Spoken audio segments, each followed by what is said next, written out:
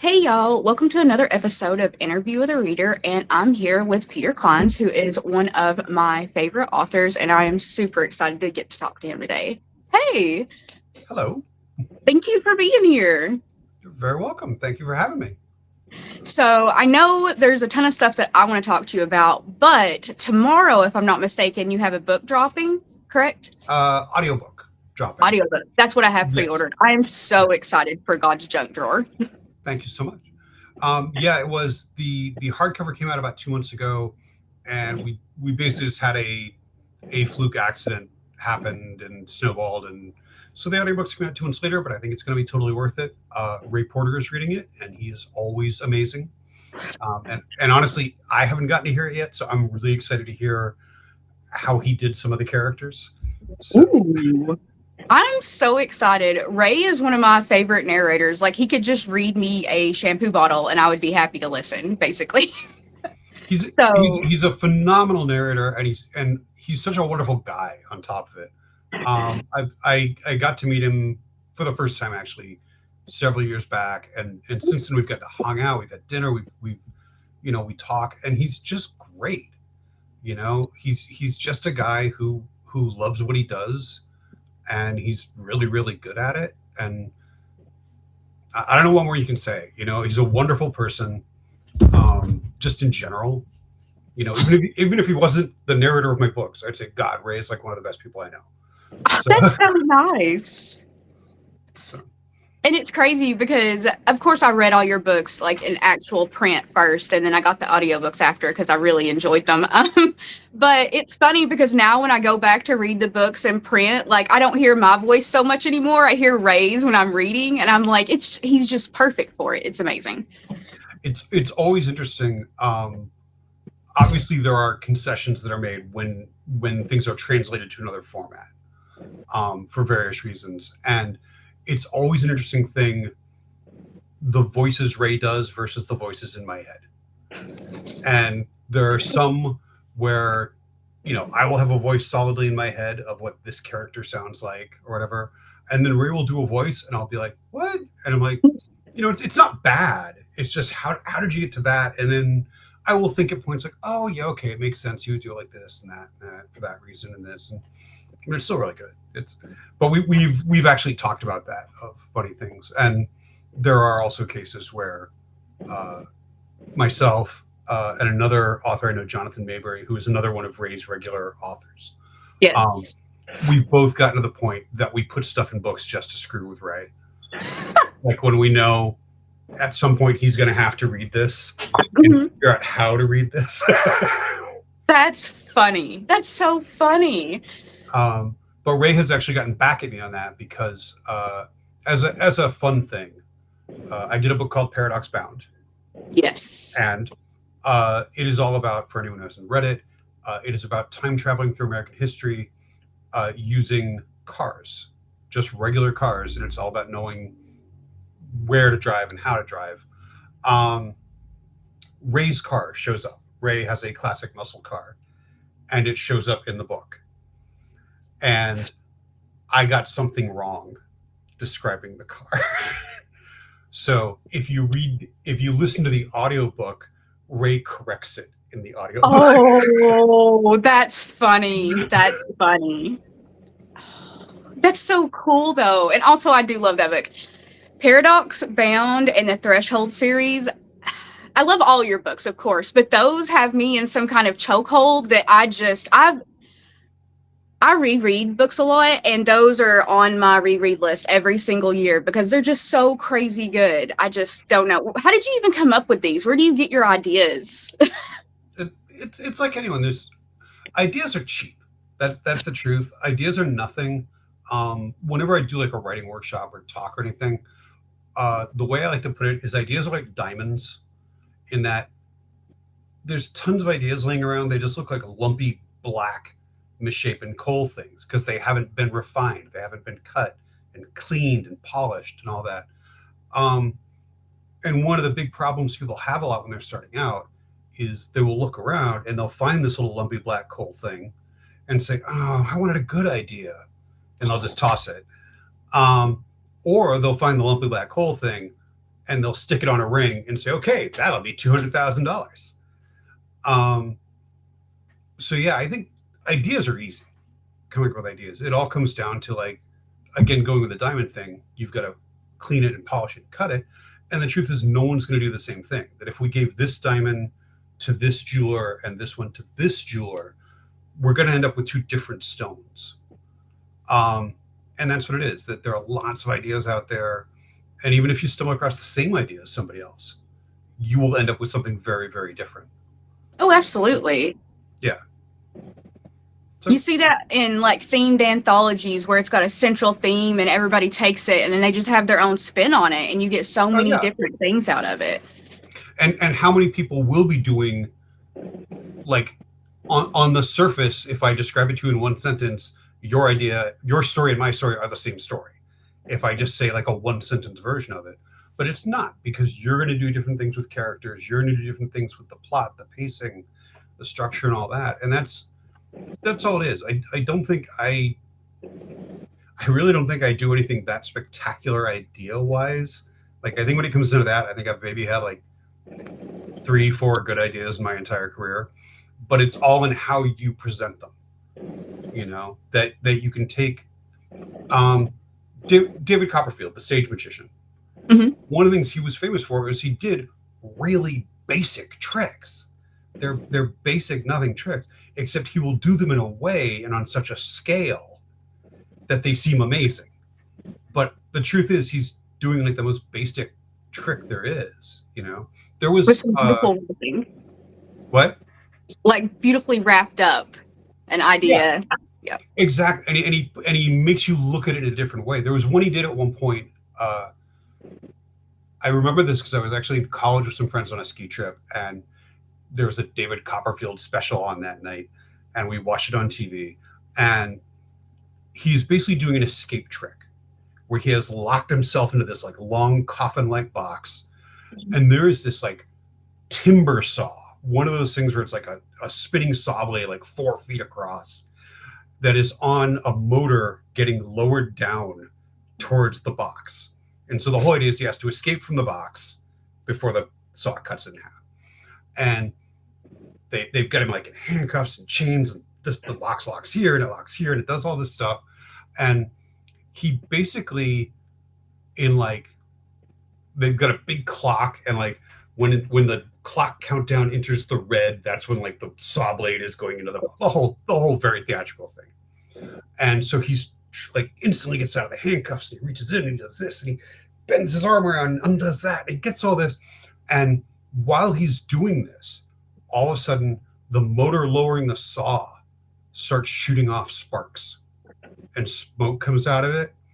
And David Copperfield is suddenly looking a little worried and, like, fumbling back, and people come, like, running in off, like, the windows of the stage. They're trying to get to it, and all of a sudden there's this big boom, and the saw just drops and goes right through him. And David Copperfield, like, boom, and, like, falls on the table. And me and my friends, we are convinced we just saw David Copperfield die on live TV. Wow, this was amazing. But it's not. He's just doing a spin on cutting someone in half. And it looks, oh, look, I'm alive, and my back half is alive. How does it? And it's an old trick. It's a trick people have been doing for 100 years. I literally was sitting here listening to you, and I was like, wonder what this trick is going to be. And then when you got done with it, I'm like, it's the same trick I've seen a million times, exactly. Wrapped up differently. Exactly. And I think that's what a lot of my stories are. I don't think I'm really giving anything that groundbreaking, anything that's going to be life-changing. I think I just come up with some neat new spins on it. Oh, yeah. Oh, no, absolutely. 14 was like the craziest oscillated trapped room type situation for me, because I'm like, this is crazy. This is so crazy. And then I was reading along, and I was like, oh, I know about things that are happening in this book. I've read them in other books. It's just fascinating to me. About how long does it take you to write one of your books? Just rough. It depends. Actually, 14 was kind of weird because the whole book just kind of exploded out, and I wrote the first draft with no outline or anything in like 6 weeks. Holy crap. and it was huge. The first draft was actually much bigger than the final book. And then I have had other things that, I mean, God's Junk Drawer, which comes out, I think I spent about a year on altogether. The new book, which is out right now, was about 8 months. I would generally do one of the X Heroes books in about 6 months. I would love to be one of those people who can put out 2 or 3 books a year. I'm in awe of them, but it just hasn't quite struck yet for me again that I can get, especially the past couple of years, get back into that rhythm of, you know, blocking out everything else and just writing all day. Of course. Do you think that you have a favorite of your work? Sometimes I ask this question. It's a terrible question, but I always like to see, what do you think of all the stuff you've done so far might be your favorite, if you have one?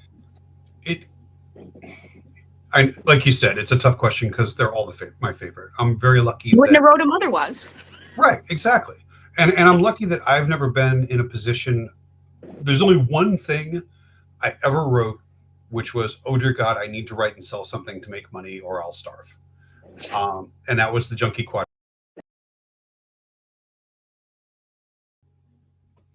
So where were we? Talking about Junkie Quatrain. Yes, it was the only book I'd ever written because I had to write something. It was just at a point in my career when I wasn't really making any money off books or anything else. My partner and I were basically just living in complete poverty in Los Angeles, great city to be poor in. And Audible offered a chance, like, hey, we need like extra material for this. And they went to my publisher and they said, oh, I think Peter Clines could do it. And I was like, yes, I can do it. Whatever it is, I'll do it. But that was the only time I'd ever had to write something on demand. Like I wasn't under contract to produce, 6 more whatever books or something. Yeah. And even then, I'm really happy with how the Junkie Quatrain turned out. So I'm in that very fortunate space that everything I've ever written is something I really wanted to write. Ooh, so, that's always good. Yeah. There's actually something I'm about to be starting that I've been trying to do for ages, and I've wanted to write it for ages. There was something I wrote a while back. I told my agent, I don't know if we're ever going to get to sell this or whatever, but I just need to take time. After I'd done The Broken Room, I said, I've got this other idea. I've got to write it. And so I sat down and wrote the first draft of the whole book. And he kind of glanced at me and said, yeah, this is cool. So we're going to do something else now? And I'm like, yeah, okay, let's look at some. So yeah, everything that's out, I don't have a favorite.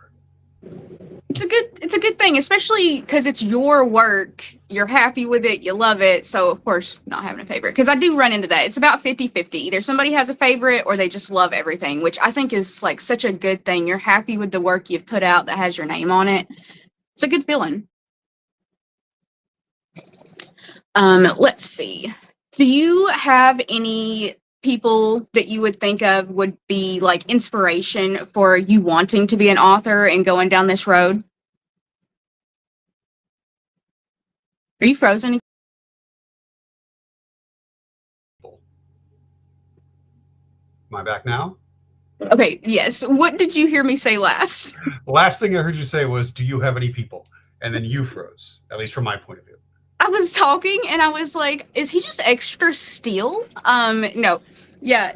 I was saying, do you have any people that you would think would be like, you count as inspiration or what you drove you to want to be an author, I guess, if that makes sense? Oh yeah. I mean, I think everyone does. I grew up famously in the Stephen King Fallout Zone. So it was so weird when I was a little kid growing up and Stephen King's career was taking off and I was reading Stephen King books way too young. But aren't we all? I was way too young. But I was right there in Maine. And so there were things he was talking about that, like, I know where that is. I know where that is. I know about this. This book is true. This book. So that was like an immediate thing for me of encountering this fiction that was so solidly based in reality that I knew. Because up until then, everything I read had been set in made up places like New York and California, and so to at such a young age run into something that was written so specifically for me was very inspirational and terrifying at points.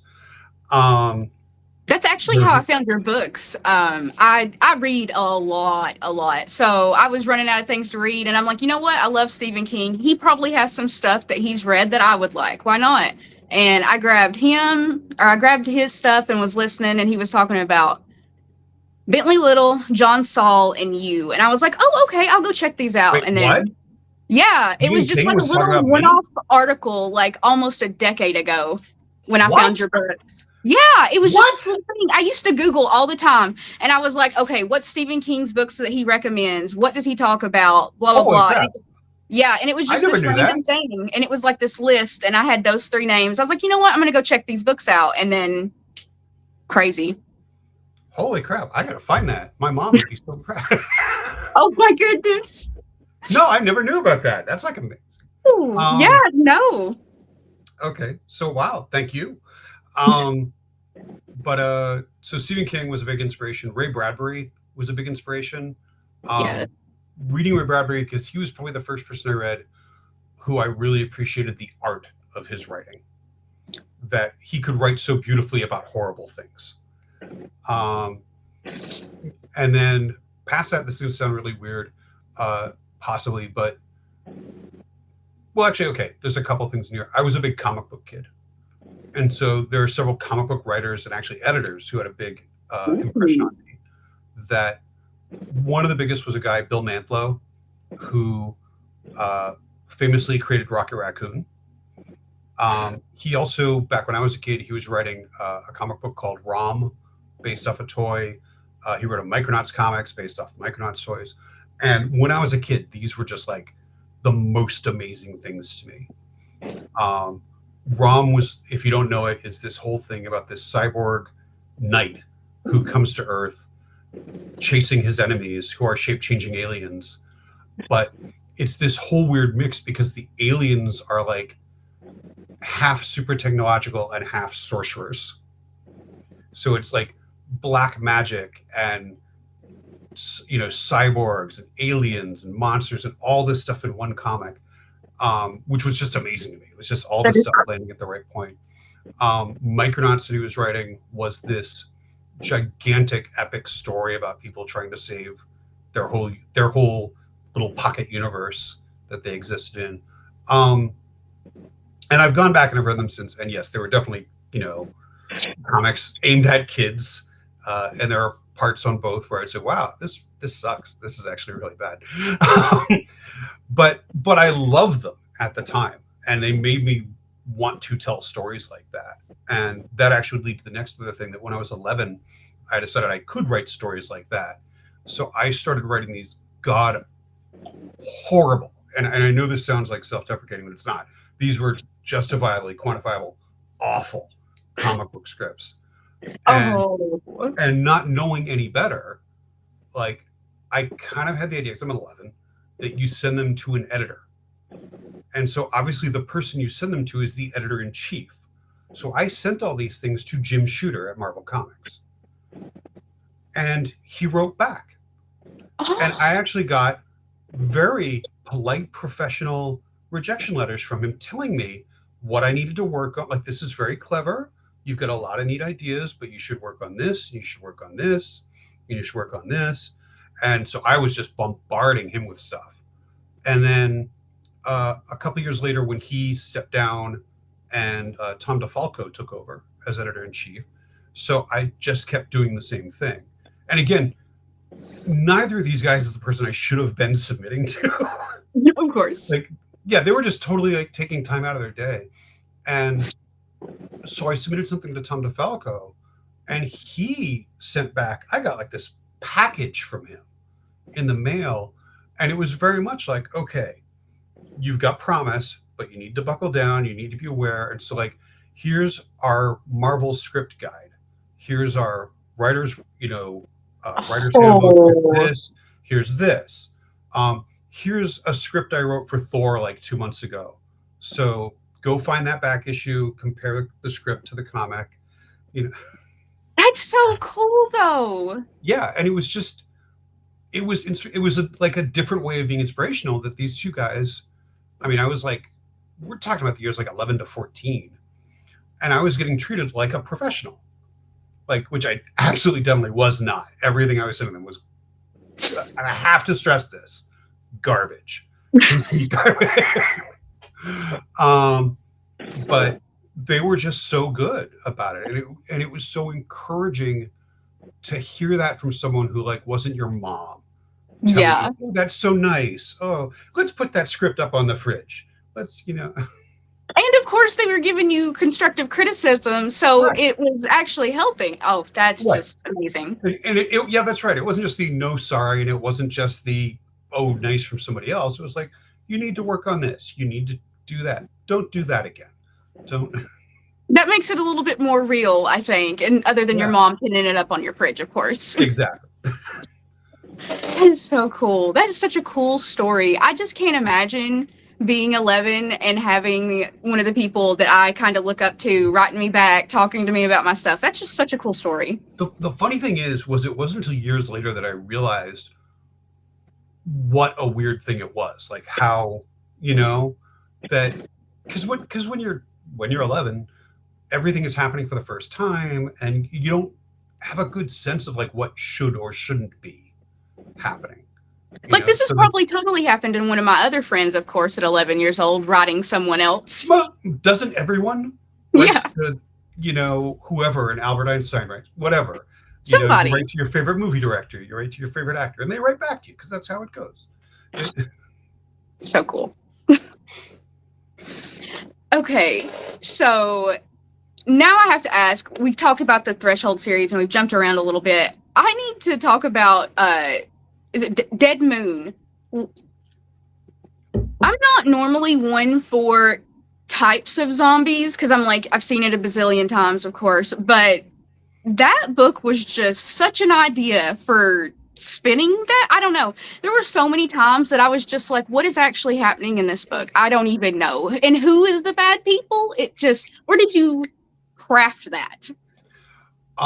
Weirdly enough, the whole spark of that idea was my girlfriend's parents were in town. We had dinner with them. Not saying that, like, but this is when we still lived in LA, and we were driving back. If anyone listening knows Los Angeles, we were driving back up the 405, and we passed. There's a huge military cemetery right there, where you just drive along, and it's like 2-3 minutes of cemetery right there, like, but basically right after the 8 heading north. And sorry, the 8. Anyway, they know where it is. I'm in San Diego now, and I'm always jumbling freeways. But anyway, we happened to be going past that, and it was the night of a full moon. So we literally had like cemetery with a full moon hanging right over it. And we somehow just started, she's also a writer, and we started batting back and forth the idea of what if they move cemeteries to the moon to save space. And we were talking about how this would work and how we do it. And me being me, at one point I just said, until that day, that creepy green meteor crashes into the moon, and then they all get it. And so what had happened was I'd actually just finished writing Expatriates. And the publisher asked, like, do you have another idea? And I'm like, well, actually, I just had this whole zombies on the moon idea. And he said, oh, I actually just bought a Zombies in Space book. What? And I'm like, really? And he's like, yeah. And I don't know if I want to do 2.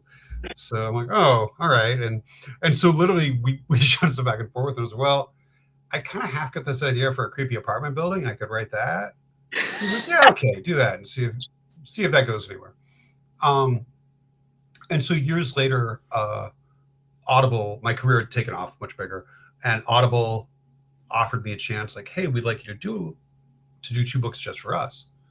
And I'd kind of had the rough idea for Dead Moon, like, kicking in the back of my head, and had this sense of how I could, like, loosely tie it into the Threshold books.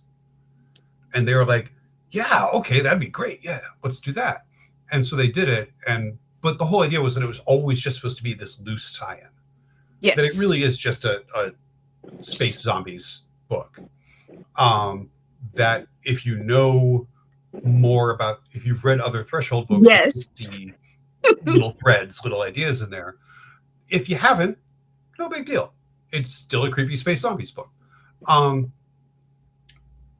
But they marketed it very much as it's Threshold Book 3. It's the story continues. And I was even saying earlier, not really, you know. I read it out of order. That was my first book by you, and I was like, "Oh, this is pretty cool." I'm not a big zombies fan, but I'm like, "Okay, I like space. I'm gonna check this out." And I'm like, it might be one of my favorites. And I was like, "Okay, I'm gonna go totally read the Threshold series." After I Googled it and realized I'd somehow read the third book, and I was like, "Whoops, okay, so I'm gonna go back and read the other ones." And then I was like, "Okay, I'm gonna figure out how this fits in soon. I know it." The whole idea for me was always that I love how, like, again, to bring him back up, Stephen King, you can find threads between all Yes. that, like, we don't sit here and we don't say, wow, in a way, Salem's Lot was the first Dark Tower book. Because it's not. It's Salem's Lot. But we can, in retrospect, realize, oh, he's tied this in. We don't look at Eyes of the Dragon and say, oh, it's a Dark Towers book, a Dark Tower book. But we can see, on and on and on through all of this. And that's just kind of what I wanted to do. I love placing these Easter eggs so that if you are someone who's read other of my books, you might get that little fun moment of, wait a minute, does that sounds in the familiar? fold? Yeah.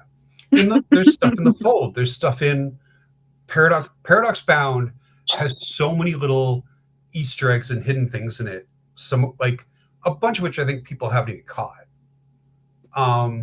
There is a character who shows up recurringly in a lot of my books and stories named Quilt, an assassin.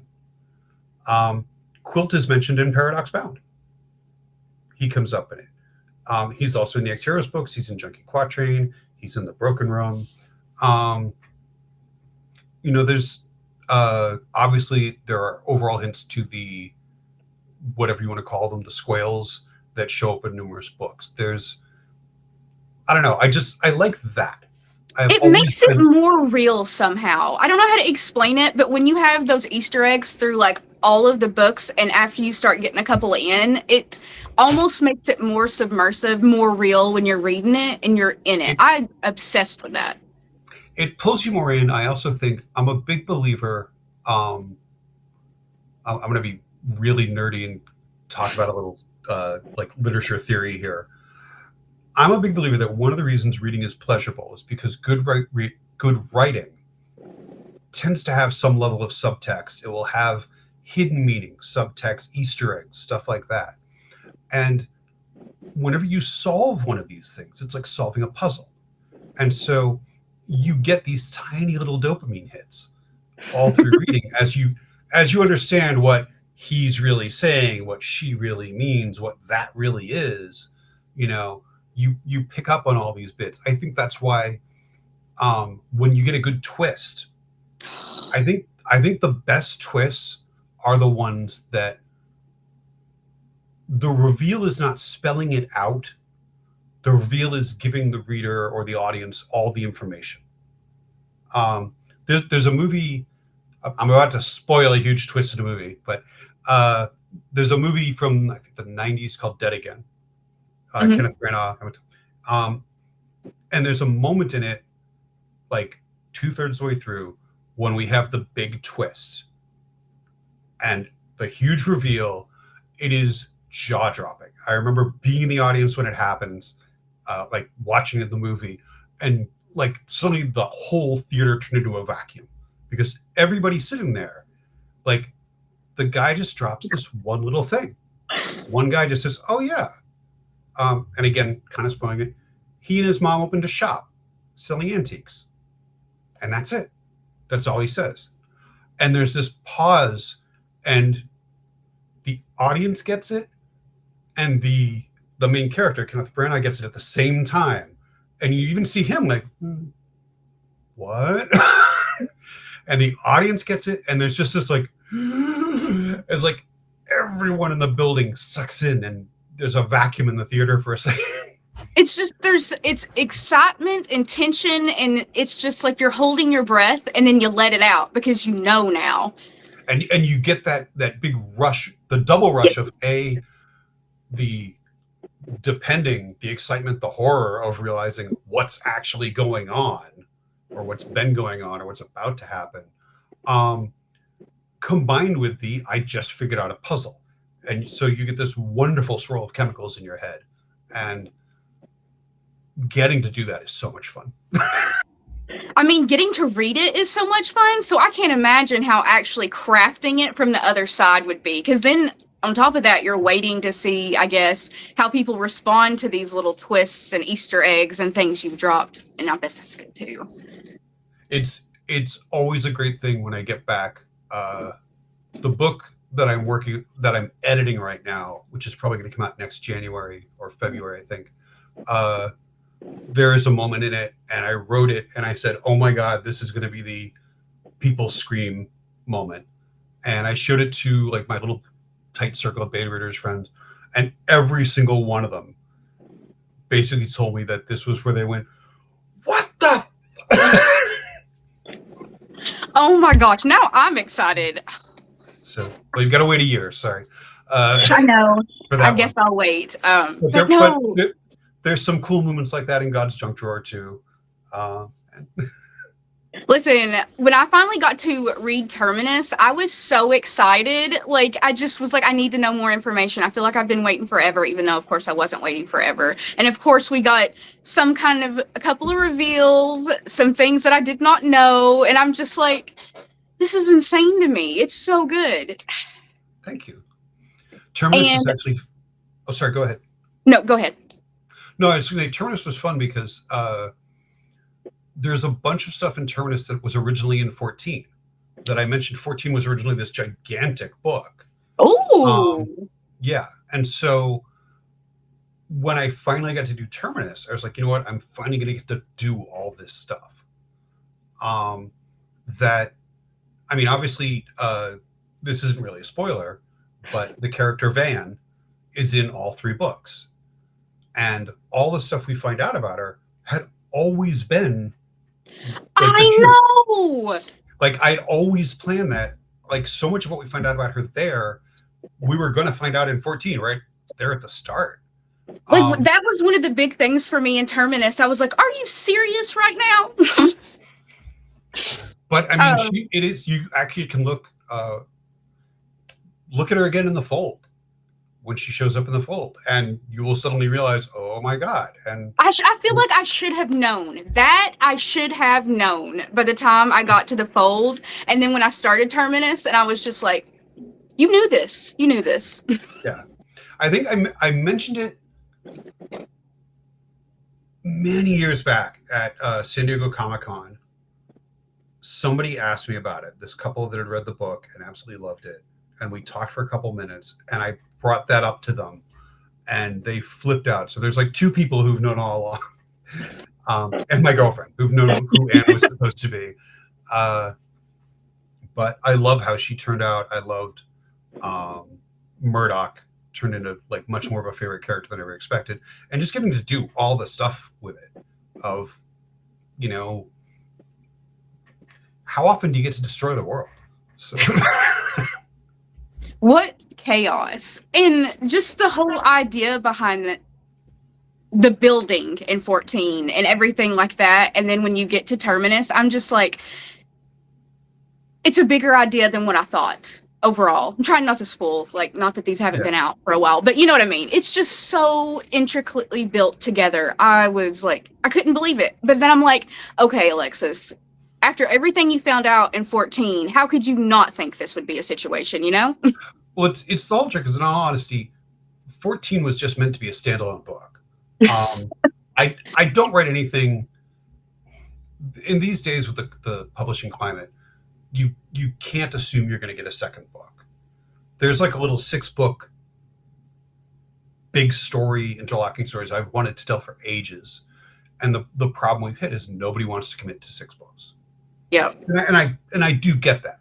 I totally understand that from a business point of view. but it's also, you know, the frustration of, but this would be really cool. So yeah, 14 was just supposed to be a standalone book. X Heroes was just supposed to be a standalone book, and I'm very fortunate that, one, I got the chance to do more with those characters and those worlds, and two, that I could figure out ways to do it. That, okay, wait, I've left this little thread, I've left that little thing, so Are hopefully you I going can to make do it. more after Terminus for the Threshold series, or have you wrapped that one, do you think?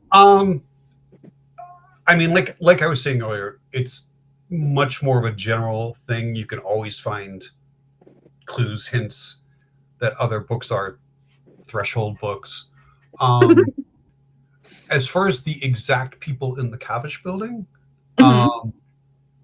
like, they obviously show up in a bunch of those books. Veek is in. I got to write a short story set in Jonathan Mabry's universe. Jonathan Mabry and I are friends, and we have actually, for years, if you look carefully, have hinted that the Threshold books and the Joe Ledger books are set in the same universe. He has actually dropped hints in his books. I have dropped hints in my books, and we finally did this. He has a short story anthology about Joe Ledger stories called Unbreakable, and it's just a lot of other authors writing in the Joe Ledger universe. And I got to write a crossover story, which is literally called Crossover Story, for a bunch of reasons. And it's basically Veek from 14 teaming up with Bunny from the Joe Ledger books. Oh, okay. I got to go grab that one. I have not gotten to that one yet. So I will be grabbing that after we get off here. All right. And then past that, I've had the very rough idea of doing another book set at the Cavish building. When will I get to it? I'm not sure, because I've got at least 2 other books in front of it that I'm now contractually obligated to do. Not obligated, again, they're books I want to do. But I'll keep playing with that, and who knows? Fingers crossed. Where we'll be. I know you just were in a charity anthology, Dead Coast, for the fires and everything. A couple of authors that I follow and talk to were in it as well, and I was super psyched to see you in it. So I grabbed a copy of that. Haven't gotten to it yet, but that was such a cool thing for you guys to all get together and kind of do. And all the credit goes to the editors, Casey and Dennis. They put the whole thing together. I know Dennis from a couple different writers groups, and he reached out. And the truth is, I'm actually horrible at writing short stories on demand. Like I have come up with short stories ideas and scroll lots of short stories over the years. But if someone comes to me and says, "Hey, we're doing a vampire biker anthology, do you want in?" I'm like, I can't. The only time anyone has ever come to me with, "I'm doing an anthology for this, do you want in?" was actually Jonathan contacted me years back for an X-Files anthology. And it worked out super well, because weirdly enough, I had years back written a piece of X-Files fan fiction, which I then turned into a screenplay for a teleplay, I believe technically, for a TV show I was working on at the time as a prop master, called The Chronicle, a sci-fi show that was on about 20 years ago. And when he called me this, I said, wait, I could turn it back into an X-Files story. And I did.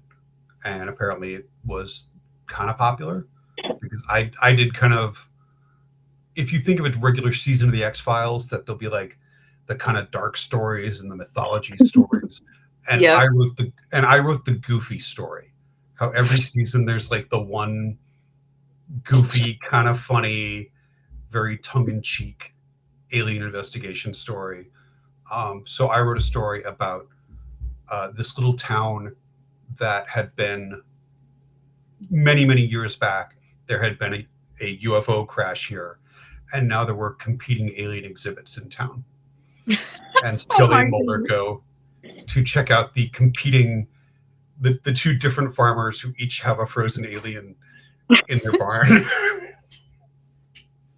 I mean, what else do you got to compete over in an area like that, I guess? So that's funny. I heard you say prop master. Does that experience you had have anything to do with one of your characters you had in 14 who had a similar job? A little bit, yeah. I mean, it was just Yeah. at the time. It's one of the characters in 14 is a grip. It was something like, I know this. It's a very Los Angeles thing to have neighbors that work in the film industry, because there's so many people connected to the film industry in LA, and there's so many levels to the film industry. Like, let's face it, you don't know who the grips were on the last Avengers movie. No, Of course. right? It's not something the union says they have to list the credits. It doesn't mean anyone has to read them, and they don't. But there's a lot of people who work on these things, teams of people who are putting in tons of work. And so it's not until later that you just randomly bump into them somewhere. I was out at a bar once with friends and sort of randomly talking like the people at the table next to us, and found out, oh, this guy worked on, I don't know if it's still anything to you, years back. There were the Resident Alien movies with Mila Jovovich. Mm-hmm. And they did the first one. And for the second one, they put out a wave of trailers that were actually perfume commercials or skincare commercials. And the whole idea was it was during the time when they had just started putting full-on commercials in front of movies. Like you'd go to the movies and sit down, and they would actually show you car commercials and cereal commercials and all this stuff. And somebody had the really clever idea of they did a skincare commercial, and and there's like a woman with a Doberman and all this stuff from the silk chair, just very posy, very all this. And they keep showing the bottle, and it's the little double helix bottle from it. And when it happened, I remember being in the theater with friends and laughing over the fact that, do they realize they made the Resident Evil bottle?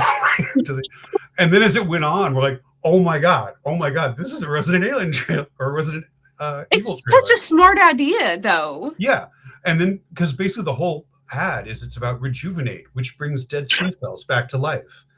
And the last shot of it is it like zooming in on the model's eye, and it's like some side effects may occur. Oh and my God. Like all the veins start bulging in the model's eye. So anyway, in LA, out with friends, at a bar, everyone's talking. I overhear part of a conversation at the next table. They're in the industry too, because most of the friends I was with were in the industry. So we all start talking. And it turns out they're from a trailer house. And the guy I'm sitting next to was the guy who cut that trailer together. Oh, that's so cool. And he brought it up like, oh, we did it. Like, holy crap, you did the one with the perfume bottle. And it's like, yeah, oh my God, that was so genius. And he was like, it is. Yeah, but that's how it is. You bump into people everywhere and find out like, oh, you work in this office, you work there, you do this. And so when I was writing 14, it was very much related to like a lot of what I'd experienced in LA. That, I mean, yeah, obviously as a crew person, I bumped into lots of film people all the time, but just living in a random building, the odds are any apartment building in LA, any apartment building, very seriously, probably has at least one person who works in the film industry. You had like such a good mix of characters living in that building. It felt so real. Like it felt like a real actual building versus one where you just stuffed some characters in there you need for your story, if that makes sense. I really liked that part. It gave it a whole layer of, oh, we're actually in a building. This guy is living the life that we're all living sometimes, trying to pay rent, just living where we can, getting to work and all that fun stuff. And I was like, okay, horror in real life. That was a very big part of it for me, that I just come off a wave of reading a couple Dean Koontz books, and it occurred to me, like I'd read his books before, obviously, but it struck me that 90% of the time, Dean Koontz characters are independently wealthy. So when the weird stuff starts happening, they can just sort of put everything aside and walk off and deal with that. No stress. Yeah. And I think I mean, let's face it, for 99% of the population, you can't do that. Like, you have to go to work in the morning. You know? Like, I felt that landlord fear that all of them were doing while they were trying to do their investigation while not getting caught, because they couldn't afford to live anywhere else. Exactly. And that's all like a very real thing. And so it was important to me to put that in and have it be like, you know, I also thought there's something great about, wow, we have found this incredibly cool thing, and this is so weird and so mysterious and so interesting, and I got to go to work now anyway, so don't you guys do anything until I get back. I'm like, that would be my real life back then when I read it. If I had had something like that other than freaking out, I would have been like, man, I got to go to work. Can we resume this after work? Yeah. We found a hidden passageway to another dimension in the closet, but it's my shift, so I gotta... So serious. Yeah. I love that. It was a good addition to the story. And I always tell people, like, it's fiction, I get it. It's crazy stuff going on, but also, like, you want to be able to relate to it too. That is, I'm a big believer, Stephen King's real strength. And I think it's honestly all Stephen King is like, is a great example of it, but I think every good writer, once you believe in the characters and you can relate to the characters, you know, then anything you do after that, the reader will go with, because now it's happening to a real person. Invested. You know? If you're invested, if you believe in this person and their life and their existence, then the things happening to them have to be real, because they're a real person. So the more realistic I can make anyone, no matter what's going on, you know, in their lives and their particular thing, that they, you know, I've got a book with a burned out secret agent. And I think we've all been at that point where we just want to drop out and not deal with anything anymore, you know, and don't want to face anything, deal with anything, think about anything. The new book that's coming out is about a guy who's basically on his last chance job. Like, he's had the job and lost the job and had the job and lost the job and had the job and lost the job. And like, this is it. This is his last chance. If he doesn't do this, give up, you know? Yep. So, and I think we can all immediately get that. So. No, it absolutely does. And it makes everything just sing more. Like, when by the time you're done with the book, you're so just, oh, okay. So either everything's terrible and everybody's died, or, you know, we're a bit happy, depending on what you're reading at that point. And I just love that. It tells me that you wrote a really good book that you actually like as yourself, the author, in my opinion. Yeah.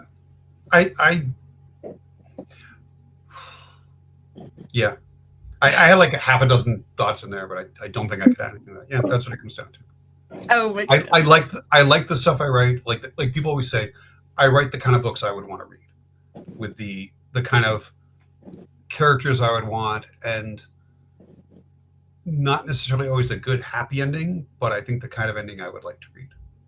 So that's accurate. Okay, I don't want to keep you too terribly much longer, but okay. Paradox Bound. Sure. Where did you get the idea that it would?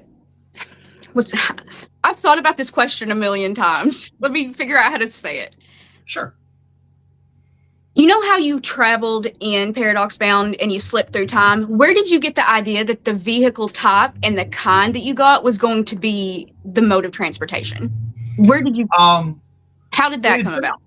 It had just been kicking around in my head, like we were saying much earlier. A lot of ideas.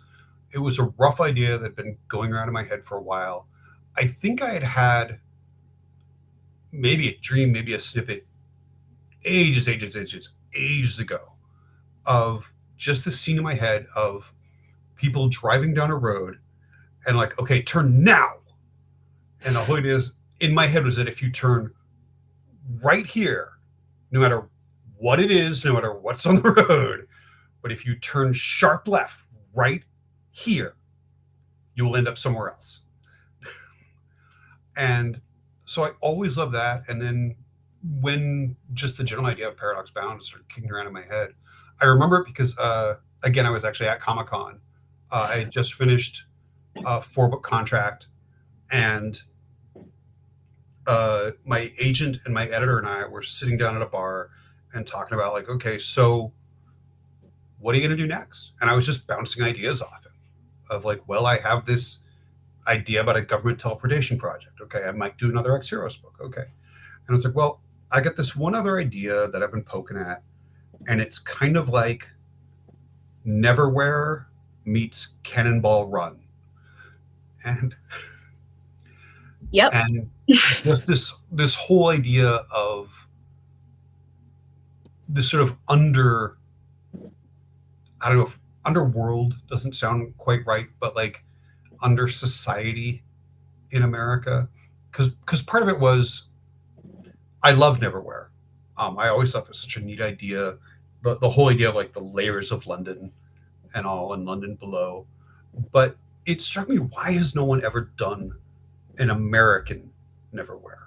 Like some other author must have riffed off it at some point and done it.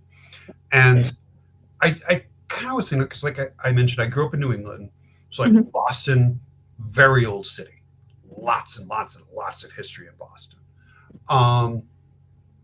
But I just couldn't sort of think of any way to make it work there.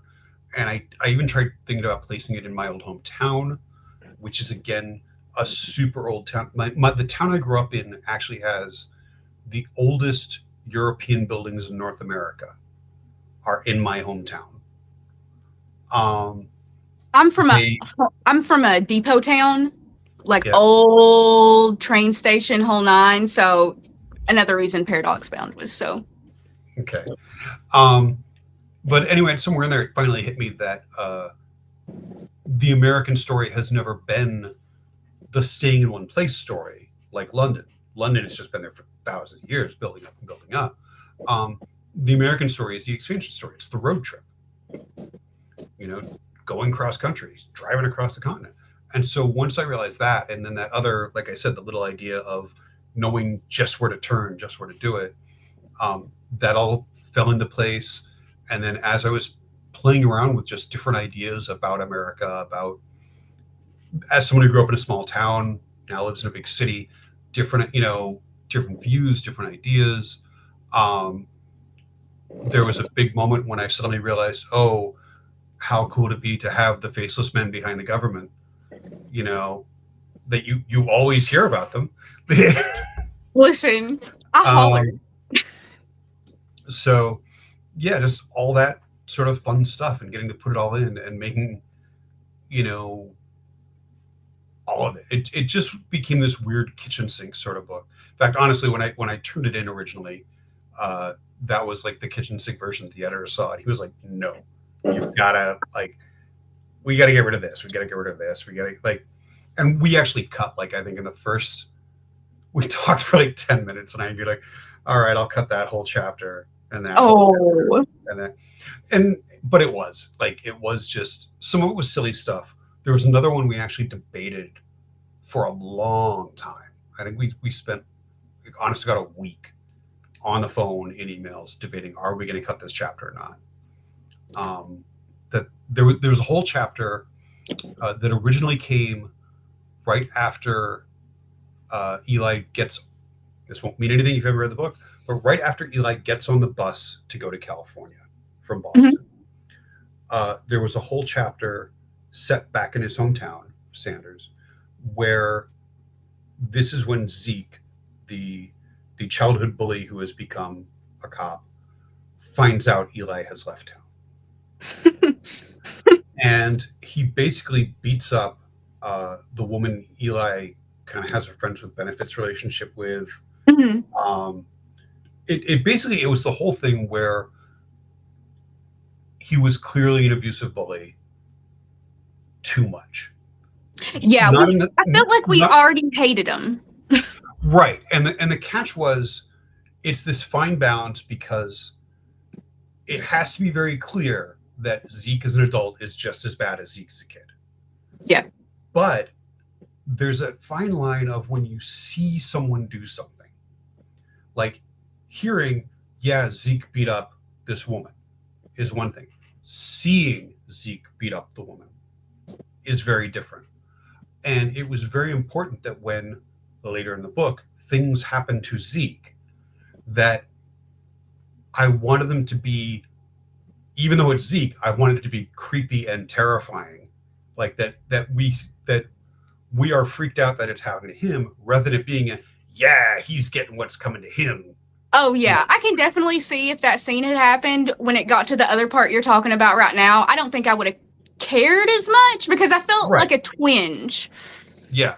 And so we did realize eventually that, honestly, him thinking about it happening, which is we basically find him when we do now next see him, it's after the fact. He's been stuck on desk duty because of what he did. And that gives us enough. So that chapter went away. There was a whole chapter of Eli going cross country on the bus, which honestly the editor read it and said, like, did you actually just write a whole chapter of a guy sitting on a bus for like 8 pages?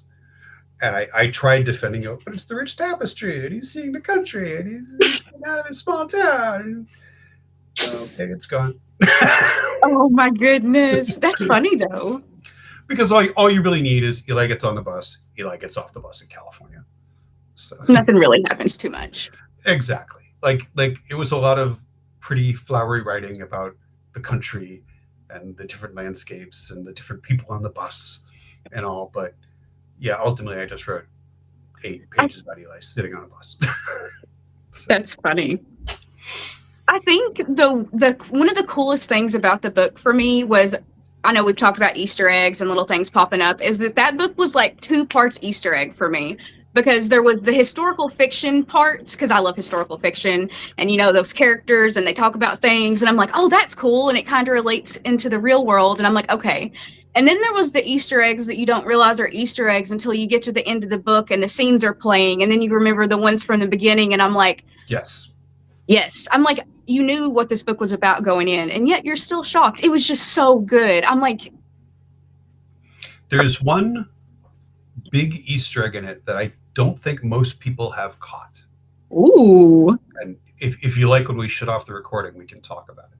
Yes, actually. Yes, there is one, because I think it's just too subtle and too obvious that it's like, wait a minute, then... I'm going to turn into one of these crazy people that just starts annotating the whole book. No, it's just so cool. And it was just, again, a big wrap up into Easter eggs on top of Easter eggs after you get done. And I honestly as soon as I finished reading it, I just started it right back over. Kind of like the book, but it was a very cool idea. I'm a big fan of having books that work on the reread. Oh, yes. Because I think if you do it well, the reader can have the enjoyment of reading the book for the first time and getting all those, like we've been talking about, the reveals, the gas, the twists, all that. And then you read it the second time and see all the setups. And now oh, he was actually talking about that all along. Oh, that was this all along. Oh, you can see that's happening right there in front of them, and they don't know it. And I didn't know it then either. It's so fun. And I just have to thank you for putting together things like that in your brain and then them coming out on paper and being good. So thank you. Thank you. Let's see. Do you have any cool things coming up you want to talk about, or that you can talk about? Well, the big thing is, of course, the audiobook God's Junk Drawer out this week. I think it's going to be amazing. People have really, really enjoyed the book. Already out in hardcover and ebook, which I'm very happy for. It was a very fun book to write, and in a way, it's a story I've wanted to tell for years. And I'm, like I said earlier, I'm dying to hear Ray's take on a lot of it. So that's going to be really fun. I'm going to be at WonderCon coming up. That's kind of it for me at the moment, just because like I said, I'm currently editing one book to come out early next year and writing another book, which is going to be coming out just after that one. So, and if I've done this right, the book I'm writing might actually get to kick off a small run of books.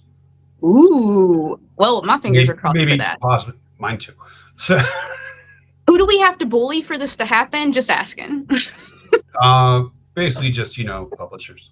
I'm just going to start writing letters. If you've not heard of Peter Clines. Go ahead. Oh, no, I was just talking on a tangent.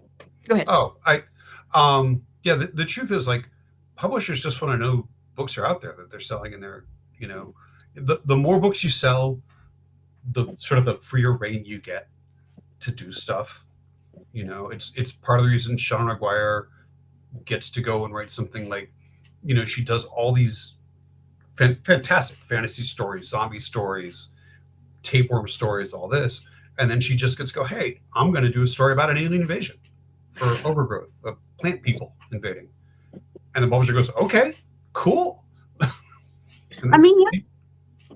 Stephen King decides halfway through his career, I'm going to pivot and start writing true crime mysteries or something like that. And that was such a time. Okay, sure. As a reader, I can also see that, because at this point, if Stephen King puts it out, I'm just going to read it. I already know. Yeah. So I get it. That one way or another, you're going to enjoy it. Yeah, it's not going to be a bad time.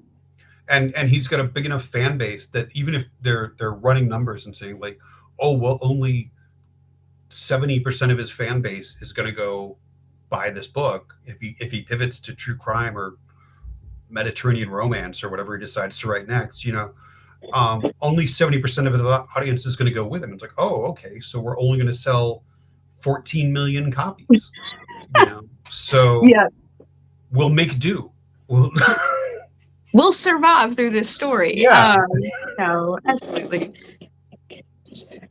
Well, thank you so much again for talking to me, sharing all this information, telling us about the books and things, because trust me, I've, again, read these books a bazillion times in the last decade and have had so many questions. And thank you for answering some of them.